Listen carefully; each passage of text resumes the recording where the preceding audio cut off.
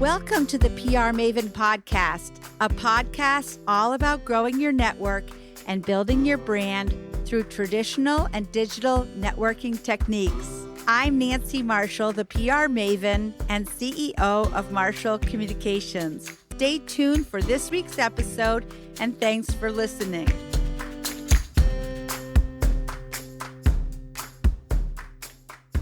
Welcome, PR Maven Nation, to this week's episode, one of our mini episodes, a quick and informative look at how to create a network map to build your personal brand.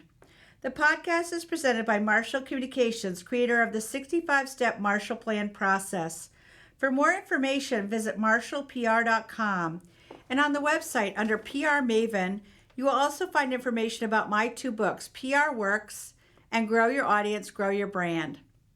This week, I will be sharing my Forbes Agency Council article entitled Create a Network Map to Build Your Personal Brand. So let's dive right in. In the professional world, it is impossible to succeed without networking. Remember that old adage, it's not what you know, it's who you know. Well, that's true. Now, this isn't to say that competence doesn't matter, because it still does.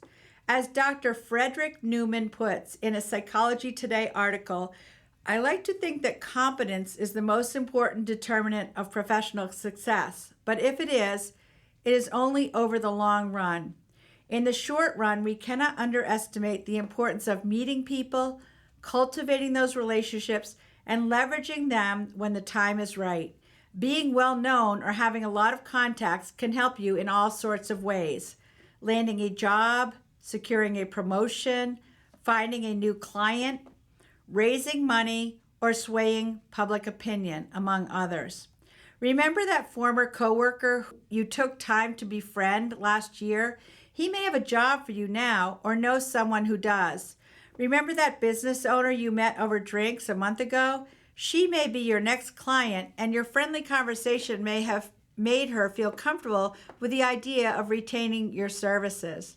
Expanding and maintaining a wide circle of influence brings intended and unintended benefits.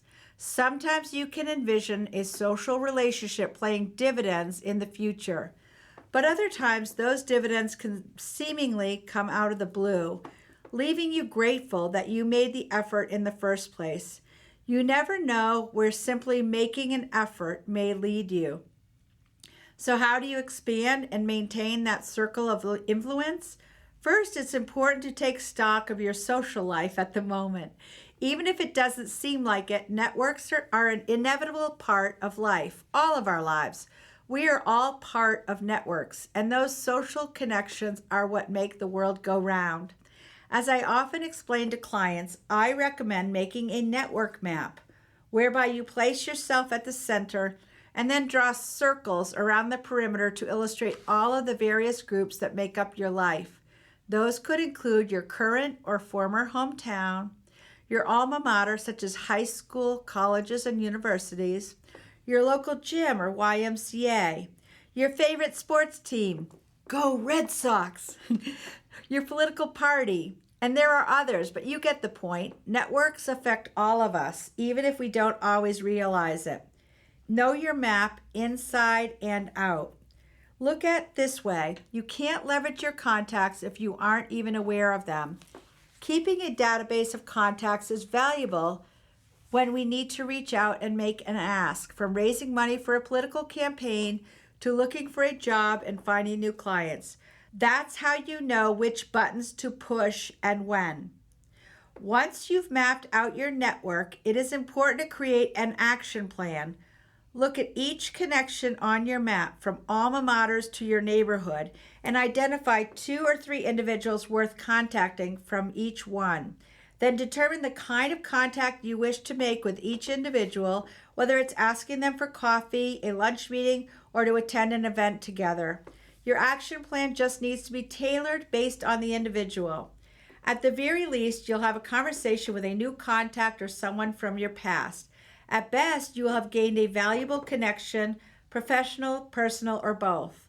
Throughout my life, and even without consciously realizing it, I've made an effort to cultivate a wide circle of influence nationally, and even internationally through personal and professional connections. In many cases, the line between personal and professional is blurred, as your contacts may fall into both buckets. That's not a problem. Your personal connections can become some of your strongest professional ones, and vice versa. During my childhood, my parents were extremely civic-minded in our little hometown of Bethany, Connecticut, volunteering for boards and committees to stay involved.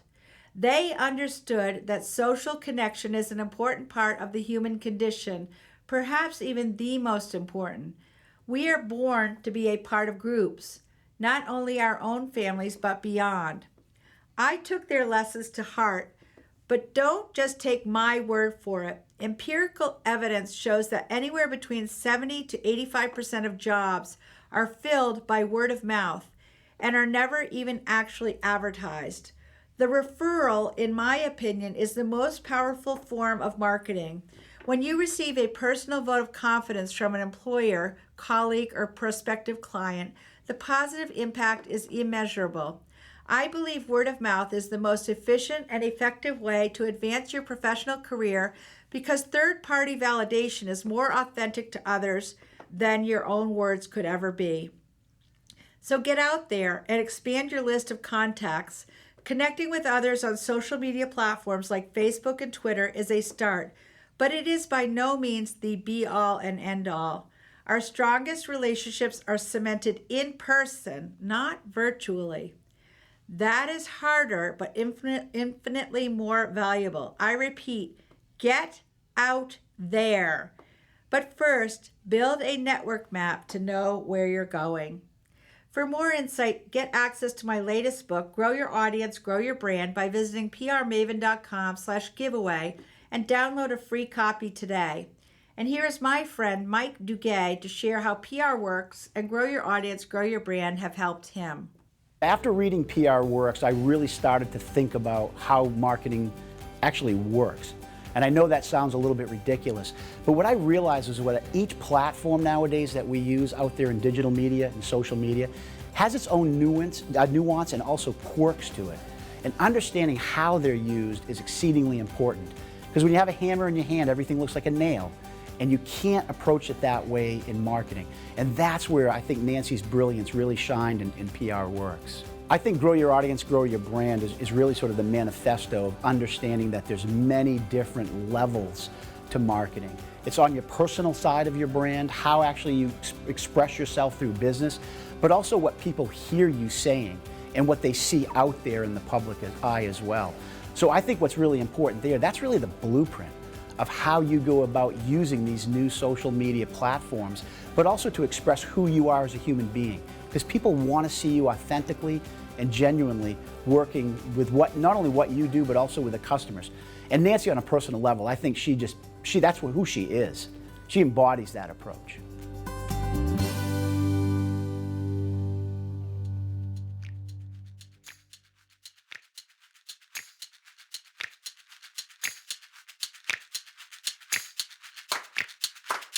Thanks for listening to this episode of the PR Maven podcast. I invite you to share a review of the podcast on iTunes or your favorite podcast player. Be sure to subscribe to our podcast so you never miss an episode. You can also join the PR Maven Nation on Facebook. It's free to join, and it's a great community of like-minded individuals who are all looking to learn and grow from one another. If you use an Alexa device, use your Alexa app to search the skills and games section to find and enable the PR Maven podcast flash briefing. This will give you access to exclusive content and more PR and marketing advice. Thanks again for listening and have a great rest of your week, PR Maven Nation.